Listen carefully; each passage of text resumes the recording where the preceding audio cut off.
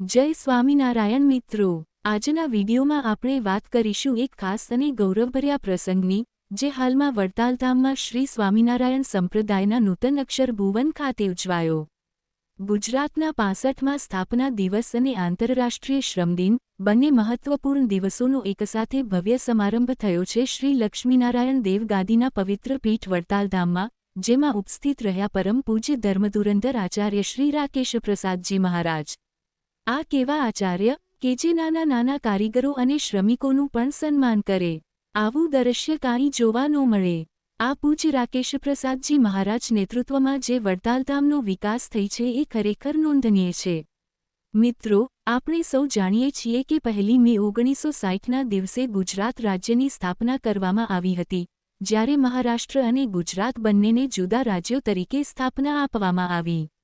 અને આજનો દિવસ એટલે કે 1 મે 2025 ગુજરાતના 65મા સ્થાપના દિવસ રૂપે ઉજવાયો.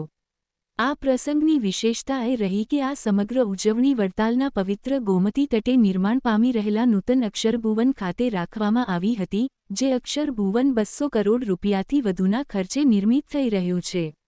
અને આ ભવ્ય સ્થળે આજે શ્રી આચાર્યશ્રીની પાવન નિશ્રામાં રાજ્ય સ્થાપના દિવસ અને આંતરરાષ્ટ્રીય શ્રમદિનને અનોખી રીતે યાદગાર બનાવવામાં આવ્યો.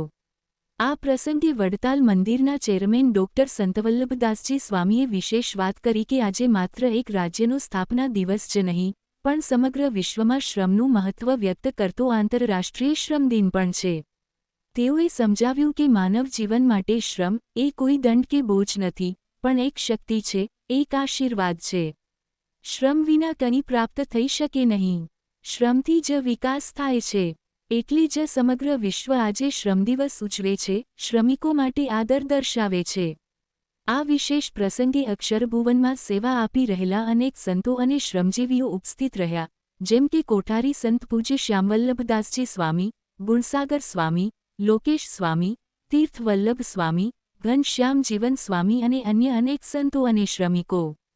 આચાર્ય શ્રી રાકેશ પ્રસાદજી મહારાજે પણ સંતો અને શ્રમજીવીઓને ગુજરાતના સ્થાપના દિવસની શુભેચ્છા આપી મોં મીઠું કરાવ્યું અને સૌને આશીર્વાદ આપ્યા કે તપ, શ્રમ અને ભક્તિ દ્વારા આપણા જીવનમાં પવિત્રતા અને પ્રગતિ બને આવે.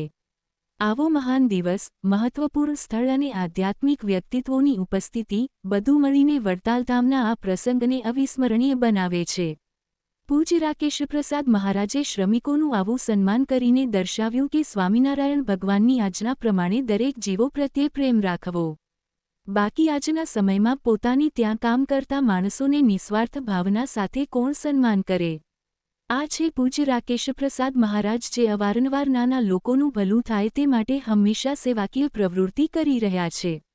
વિડિયો પસંદ આવ્યો હોય તો લાઇક કરો, શેર કરો અને આવા જ સ્વામિનારાયણ સંપ્રદાયના સમાચાર માટે ચેનલને સબસ્ક્રાઇબ કરવાનું ભૂલતા નહીં. અને જો તમે વડતાલ ધામના દર્શન કર્યા હોય તો કોમેન્ટમાં જય સ્વામિનારાયણ લખજો. સર્વને જય સ્વામિનારાયણ.